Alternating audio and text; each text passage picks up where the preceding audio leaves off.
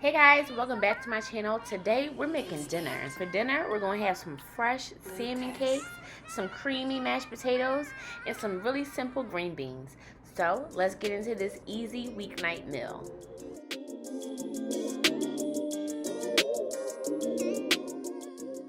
Alright you guys, so we're going to start with the basics. I'm using one red and one green bell pepper, 2 eggs. I'm using about 5 pounds of salmon, about 3 or 4 pounds of salmon, actually fresh salmon. I have some panko breadcrumbs. I have a white onion, and we're just gonna get started with these. Also, I have a jalapeno pepper. I think that's a serrano pepper I used. Yeah, it's a serrano pepper. But you can skip the serrano pepper if you don't like too much heat or spice in your food. Okay, so right now I'm just dicing up one whole bell pepper and one whole red bell pepper, as well as the onion to go into our salmon cake. Now, the reason why I'm dicing it is because I am lazy and I don't feel like washing out my food processor after I use it.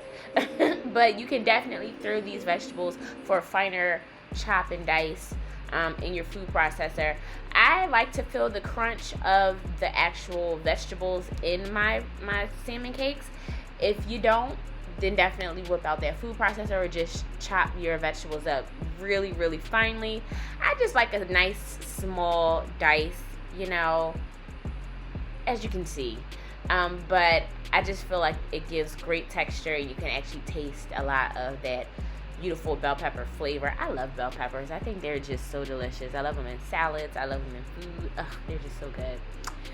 Anywho, so yes, we're gonna finish chopping up everything. Once everything is chopped up, we're gonna start taking the skin off of our salmon. Now, for me, I prefer using fresh salmon. I just think that it just tastes so much better. It's fattier and it's fresher, and you definitely taste the difference. So. And then also look at that beautiful like fat to meat ratio. So as you can see, taking the skin off is super easy. You can literally just peel off the skin. Really simple. You don't need any fancy knife tricks. Just get your finger up underneath that skin and pull it off. It has a lot of oil in it, so I'm using a paper towel to kind of like keep it nice and sturdy.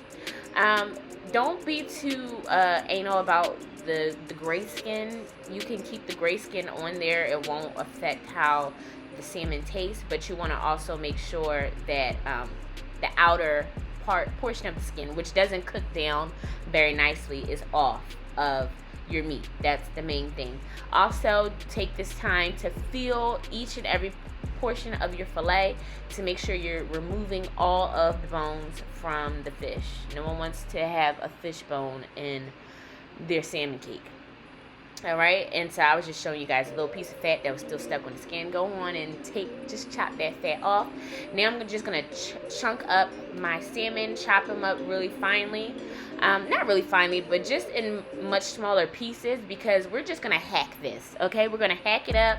We're gonna emulsify it with our knife, just so that it makes a nice small fish cake like consistency. You want it to be gooey and ooey, and just easy to manipulate like this. You just want to hack up your fish, okay? Get it in as many small morsels as possible, okay? Because the smaller it is, the easier it will be to make the salmon cake, or to form a salmon cake, okay?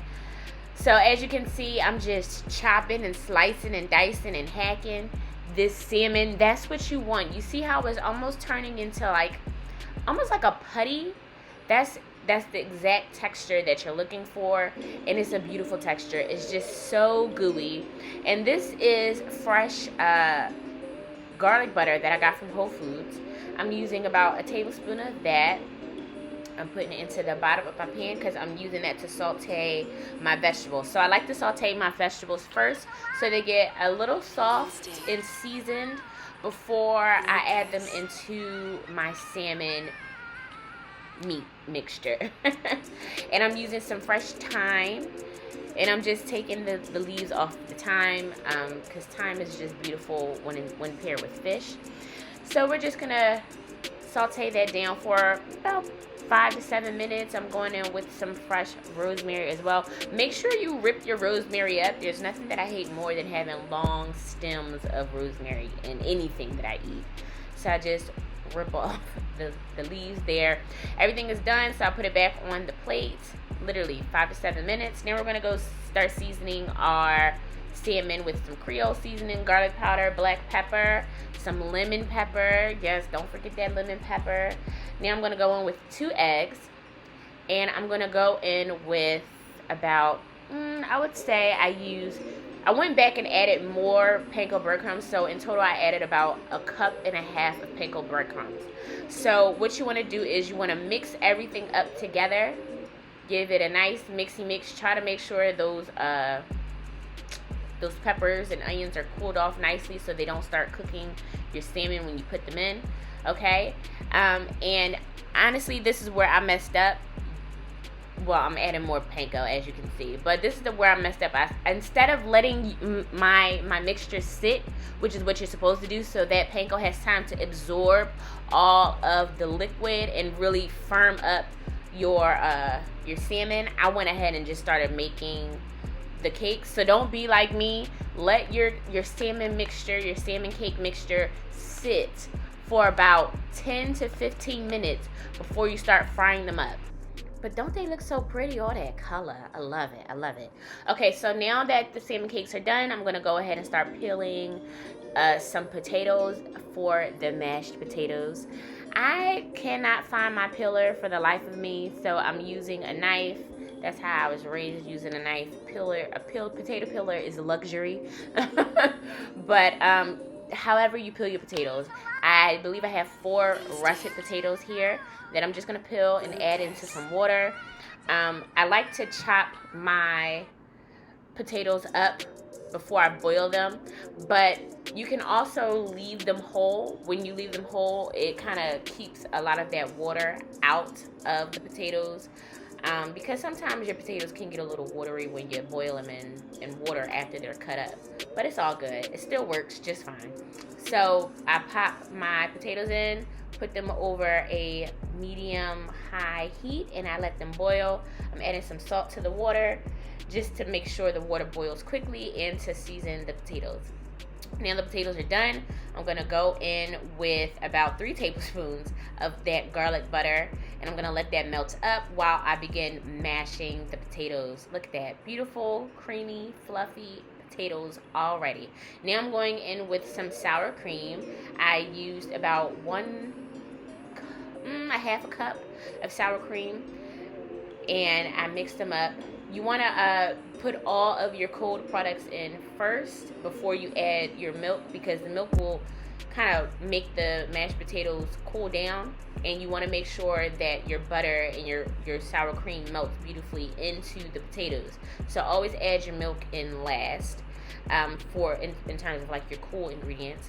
Now I'm going in with some seasoning salt, some garlic powder, some black pepper, and a little bit more milk, just so that it gets that nice whipped creamy consistency, which I believe it has now. Look at that. Yes, there's nothing better than mashed potatoes and salmon cakes. Okay, now I'm going in with another tablespoon of butter for I have 2 containers of string beans that I'm going to be sauteing. Nothing fancy. Listen, this is a weeknight meal. I'm not doing all this crazy stuff for the week, okay?